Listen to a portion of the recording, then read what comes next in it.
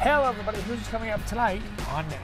Horrific. Just absolutely, I'll tell you, you can't read them and not have nightmares. Governor LePage had a few words at the Opeka public hearing. Senate and House Democrats agree their primary concern is saving children in abusive homes. A much criticized video game that would let players simulate a school shooting sparked widespread outrage just days ago, and your voices were heard. One of the best summers of my life was the summer I had cancer. And the fight of one woman's life becomes a time she decides to log a lot of memories and a lot of miles. This is NewsCenter Now.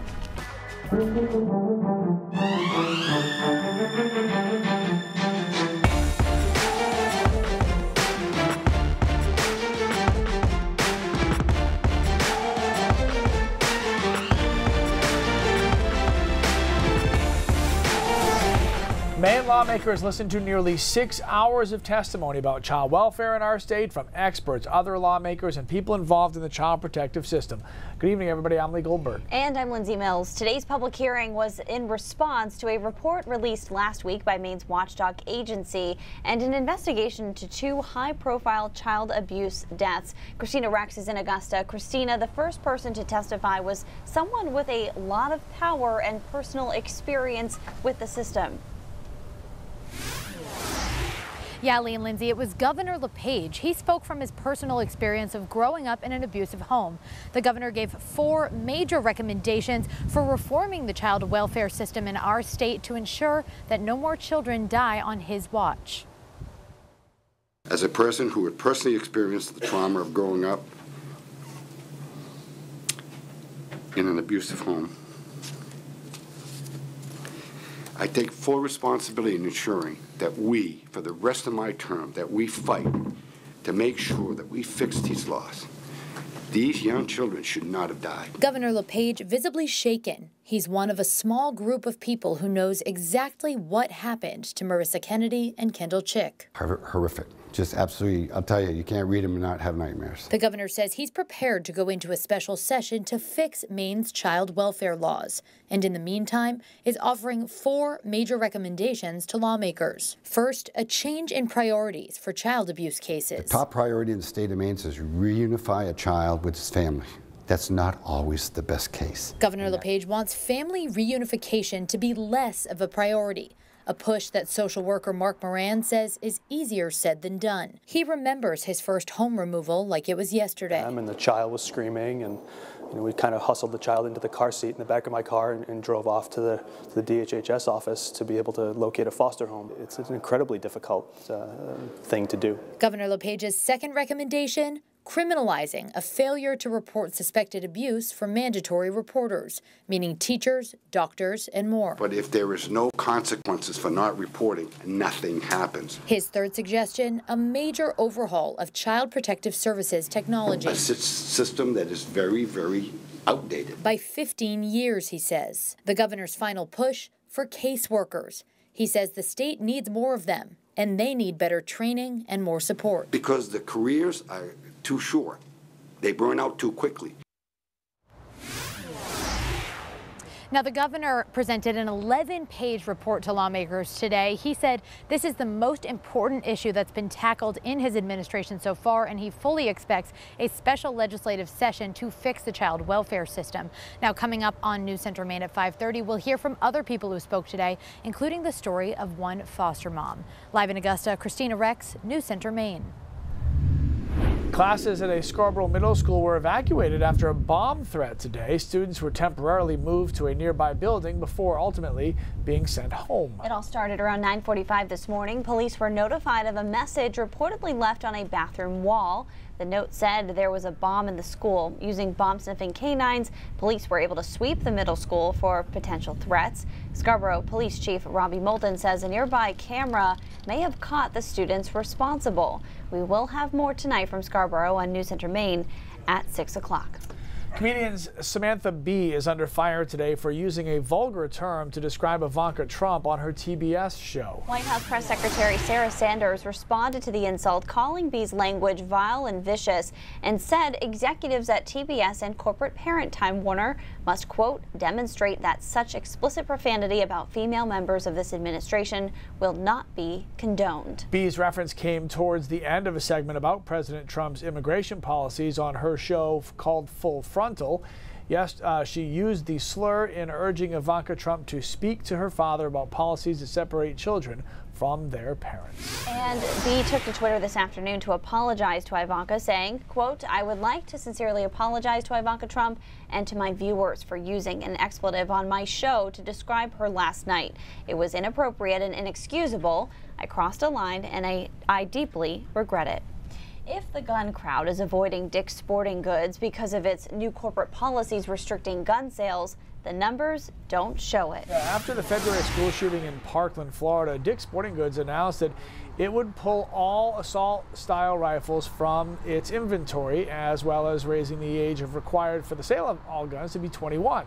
But the store didn't stop there. Then they announced shortly after they would be destroying all guns and accessories, and they stopped selling instead of giving them back to the gun manufacturers. Since then, first quarter earnings and sales have been higher, defying the predictions of gun right advocates who say the company would lose significant business from its decisions. We talked about this earlier this week. If you were one of the hundreds of thousands of people who signed an online petition against the active shooter video game, your message was absolutely heard. Yes, Valve Corporation said it has pulled Active Shooter, which was scheduled to launch on the Steam platform June 6th. Active Shooter was described as a dynamic SWAT simulator set in a school, where players could choose to work as the member of a SWAT team attempting to disarm the shooter or be the shooter themselves. The video game angered lawmakers and parents of school shooting victims who felt the game was inappropriate. And to get involved in our conversation, jump on right now to our Facebook page if you're not there already. We will share what you guys think about this later on in the show. This is not exactly breaking news, but when Mother Nature loves to keep us guessing in our state, it's hot, it's raining, it's hot, it's raining, it's hot, it's raining, it's hot, it's raining. Just wait a few seconds, it could change. Some poet said that, right? Wait, it's been nice, right? Oh no. Today was nice. Depends where you are. Okay. Lots of rain today. What's the face? That's a weird face I'm getting. Lots of rain. Weirder than Looking out the window. typical face that you give me. All right, let's take a look at high temperatures today. Mid-80s inland, 70s along the coastline. Although, notably, these 70s in Portland, Wiscasset, Rockland didn't last that long. Sea breeze, onshore flow kicked in. 60s in Portland, 74 in Wiscasset. Still 85 in Freiburg. So, as we talked about yesterday, a whole lot warmer inland than it was along the immediate coastline. Wind gusts showing that onshore flow in Portland at 30 miles an hour. So not just an onshore flow, but a strong onshore flow out of the south in Rockland and southwest in Bar Harbor. It was sunny though, despite what Lee said, statewide today. Some clouds off to the west and a couple of showers there. It's part of a little disturbance that's going to try to come through tomorrow. But before these showers and thunderstorms try to reach us by midday tomorrow, the humidity will ramp up hugely through overnight tonight, early tomorrow morning. So it's sticky when you wake up tomorrow with a decent amount of clouds around. Couple of showers, but most of the showers and thunderstorms pop up later in the day because of the instability in the atmosphere. So 3-4 o'clock here in the mountains, then driving to the coastline after that. Not everyone will get in on these showers and thunderstorms, but it will reduce our humidity for the weekend. By the way, guys, weekend is looking up. Next week, not so much. We'll talk about it in just a few minutes. All right, Mr. Sunshine, coming back in just a little bit. So when NewsCenter Now returns, one woman's incredible story of triumph and victory from the hardest time of her life. Being diagnosed with cancer is one of, if not the hardest things any person could ever go through. Not just the toll it takes on the individual, but on that person's loved ones. One Maine woman decided that her weapons to fight the disease would be running and laughter. Sarah Emerson started her battle with breast cancer in March of 2017.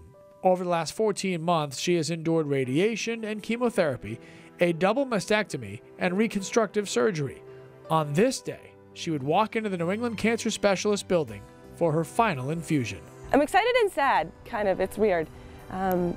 These people have really become my family and really seen me at my lowest points, but have also been there to celebrate a lot of the amazing things that have gone on. During Sarah's fight, she found strength in a couple of things fairly unique to people with her disease. One was running, taking part in the Beach to Beacon, the Boston Marathon, and others.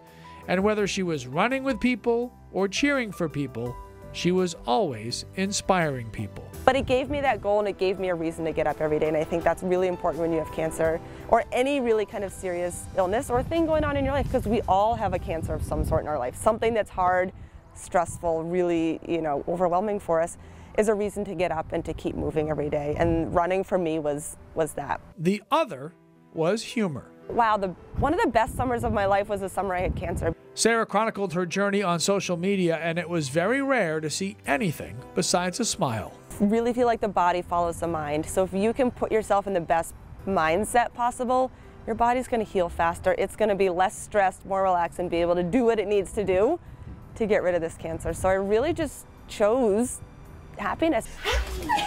Don't fall too far. When the final treatment ended, Sarah got to celebrate. Her friends were there, including 2.5-year-old Max Littlefield, who went through treatment with Sarah and is now cancer-free also. Before leaving, there was one more thing to do. The customary ringing of the bell, which ironically Sarah got donated to the clinic, along with a plaque that she left as a gift for all who will follow. Ring this bell 3 times well. It's told to clearly say, my treatment's done, this course is run, and I am on my way.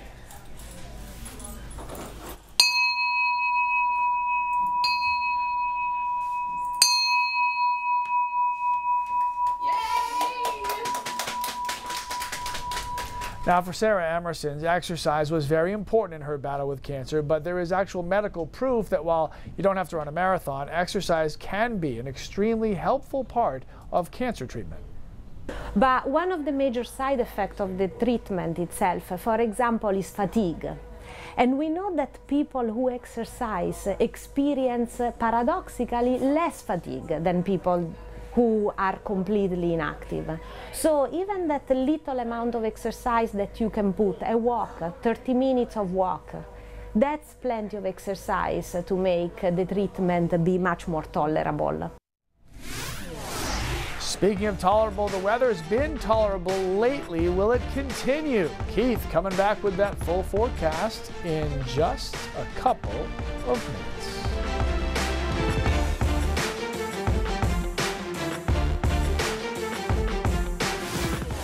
When Army veteran Shauna Barnes returned home after suffering seizures while serving in Iraq, she thought she would never be physically active again. But now, thanks to a recent gift, she was able to race in her first 5K in years. I started having seizures while I was deployed to Iraq. Shauna Barnes is an Army veteran who lives in Knox. I was medically retired out in July of 2011. She served in the military for 4 years. She's a wife and a mom, and like so many of us in Maine, lives near a bunch of trails. I have an autoimmune disease called myasthenia gravis, and it affects my legs. So I have leg weakness that comes and goes. So I can't do anything too strenuous with that. Barnes hasn't been able to use those trails or be physically active at all for the last 5 years. Hey guys, here at the Miles for Mills. Until now, thanks to a team of volunteers in New Hampshire, Homeland Heroes Foundation, a group that helps veterans like Barnes. They selected a male veteran and a female veteran, and I was the female. She won a hand pedal bike, one fitted just for her. I may have cried a little bit the first time I rode the bike. Capable of handling the trail terrain and more. I'm the only hand cyclist this year. Y'all need to sign up for Miles for Mills and come keep me company because they're making me start by myself in the beginning. And she was the only hand cyclist at this year's Travis Mills Foundation 5K race in Augusta. On Facebook, she described the milestone moment. This was such an amazing way to spend my Memorial Day. Pushing through the pain and at some points just barely inching forward, celebrating and honoring the lives of the 6 battle buddies I personally knew and lost by pushing myself each and every day. It's like getting your freedom back again. Barnes works as an artist and sculptor and mentors other veterans who are aspiring artists. And we have much more information about her story at our website and mobile app. 2 weeks to get ready to hand bike a 5K? She got the bike a couple of weeks ago. She said it was excruciating, you know, but she had experimented with them before. She also volunteers with the Travis Mills Foundation, and they had a bike like that kicking around one time, and she actually tried using it, and that's when she got a feel for it and thought, you know what? I could really do this. This could change my life. I don't even want to drive 5K. Like, that's just like too far. You know what? I get exhausted on that drive. We use metric system in the U.S. only when it's running to make it sound farther. Think about that. When else do we ever talk kilometers? True. Very good point. Things that make you go. I know. I've thought of this before. I'm like, why do we call it 10K and 20K? Because it sounds longer. It does. Yeah. This could be something. Could be the beginning of the metric system in the United States, perhaps. All right, current temperatures, which is not in Celsius, in Fahrenheit instead. Upper 70s, some mid 80s still in Freiburg, 68 in Portland. It went downhill pretty fast in the temperature department there with an onshore flow. Another beautiful sunny day, and we'll talk about the statistics here in a second as May comes to a close, but we have seen a ton of totally sunny days. It's been a dry May, it's been a warm May, so very unlike it typically is this time of the year in Maine. We might make up for that though next week. A couple of showers and storms to our west. This is a weak little front that's going to come through tomorrow. The clouds will get here first, then a few showers and storms will pop up in the afternoon. Notice by 2 or 3 in the morning we've got some clouds around. Showers possible in the morning, but not likely. Most of them wait until the afternoon to pop up because of the instability. And there'll be some thunderstorms in there as well as they drive towards the coastline here 8, 9 o'clock. But by about midnight we clear that out. And we're in good shape for the weekend. It has drastically improved since we looked at it on Monday. Now looking partly cloudy to mostly sunny on Saturday, mid to upper 70s, and then cooler on Sunday, 60s, but still a largely sunny day. So both weekend days look good. Hey, before those showers and thunderstorms, it is going to be crazy humid here tomorrow afternoon. Dew points in the mid and upper 60s, which is on the upper echelon of what we see in Maine really any time of the year. So you'll notice how humid it is. Okay, so this week was fantastic. We talked about it. If you have vacation off, it's great. If you have vacation next week, you're not going to like it so much because we get a couple of systems moving in. One is a coastal system that moves in on Monday into Monday night. So that starts off some rain here. So it's cool, it's rainy Monday night. Another system onto Wednesday and perhaps lasting into Thursday and early Friday morning. So all of this to me sends a cool and dreary signal. Still time for it to change, but it's not a great pattern to be in. The month though was great. Look at that. 4th warmest in Portland, 5th driest on record with under an inch of total precipitation through the entire month. Good news is we're not in any kind of drought yet. If we continue that, we would be. But I will say that next week looks moist. So I think it'll all work out. Look at that, Monday, Tuesday, Wednesday. My friend and I were talking about perhaps we're just switching months because this month felt like June. And so next week will feel like May often does. Sorry, Monday, not great. Wednesday, still not great. Yeah, it's just, like I said, maybe that sums it up. Maybe we'll miss the coastal storm, but the pattern is cool.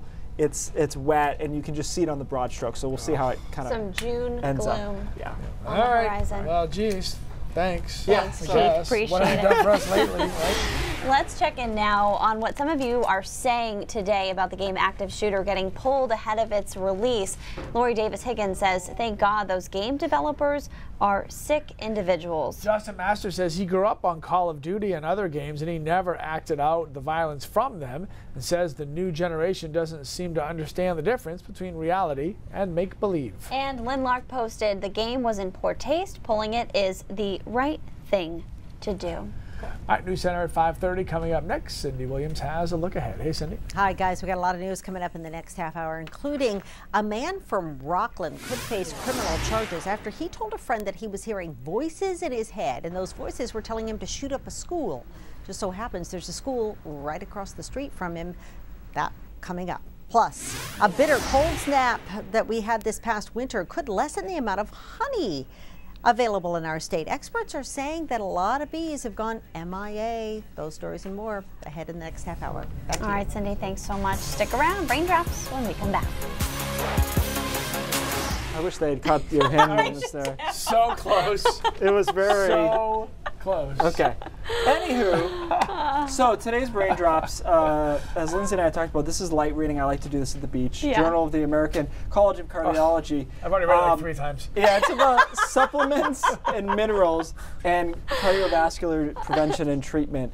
And you know, we talked about how to assess these studies, Lee, so this was a good one. This actually initiated in Canada. Can we just listen to the podcast version? Yeah, no, I don't think you want to hear it. It's okay. even worse. I had a ton of different grants and sponsors and whatnot. So let's go to the main point of this. We'll break it down into chart format because there's a whole lot of nitty-gritty in there that even I am confused by at times. But the idea is to try to figure out whether or not these vitamins, multivitamins, are good for you or bad for you, and based on cardiovascular disease and whether or not. Do we have the graphic, guys? If not, there we go. Yes. There it is. All right. Yes. So you guys might have to come over here. Oh, There it is. Oh, okay. All right. So there's a lot going on here. What you're basically looking at is multivitamins, vitamin D, calcium, vitamin C, and how it relates to cardiovascular disease issues, and then also all causes of mortality, so other causes of death. And what you're seeing is that some actually increase the chance of cardiovascular disease, and when they decrease it is very negligible. Through mortality, calcium increases that as well, and then it's negligible otherwise. The only positive they got out of any of this really was that folic acid seems to be a positive when it comes to stroke. So there's a specific thing that you can take. Antioxidants were kind of a surprise here. They were seen as negative, so basically they increased your chance of death. And what they figured out was there could be something where you need some free radicals. You know how they talk about antioxidants killing free radicals, and free radicals, you think about cancer. Well, there's actually a need in your body to have some free radicals. And you get antioxidants by eating food. So what's happening here is they may be limiting too many. Is that kind of like a germs type thing? Like where if you use too much hand sanitizer, you actually need to build up some tolerance? Yeah, and don't forget that cancer is somewhat of a moving target for the research community. Otherwise, we would know exactly what to do in all cases. But there seems to be some correlation there. And then this is B12, is a common name for B12, and that also had a negative association. So in short, we've talked about this before. Multivitamins, pretty useless, and most doctors will tell you that. Yet millions of us I was going to say, it's such still a huge market, and people still obviously believe that they're multivitamins, they can't live without them. And some say that they'll make your hair grow longer, yeah. they'll make your nails biotin, stronger. Right? Yeah. My wife had that one in her closet, and I did some research. But yeah, so basically there are certain vitamins, and your doctor could recommend what would be good for you based on whatnot. But in the American diet, in the first world diet, you're getting almost everything you need via your food and nutrition. So just something to think about. I mean, if you like Flintstone vitamins, you know, go for it. They are like candy. It's not something that you need to be doing. And the calcium thing is obviously concerning as well, because I mean, you got so much dairy. People love dairy. Right. Dairy's got calcium. Well, even like you just have to take what, 1 Tums, and it has how much calcium in it? Well, Like and way here's the more. thing. If you need the calcium because your bone structure is going downhill as you get older, then you have to figure out what's worth what. But in general, they're not a great thing to be taking. All right, kids. That's it. That's all we got. You got a show? And that was plenty. Okay. NewsCenter at 5:30 starts right now.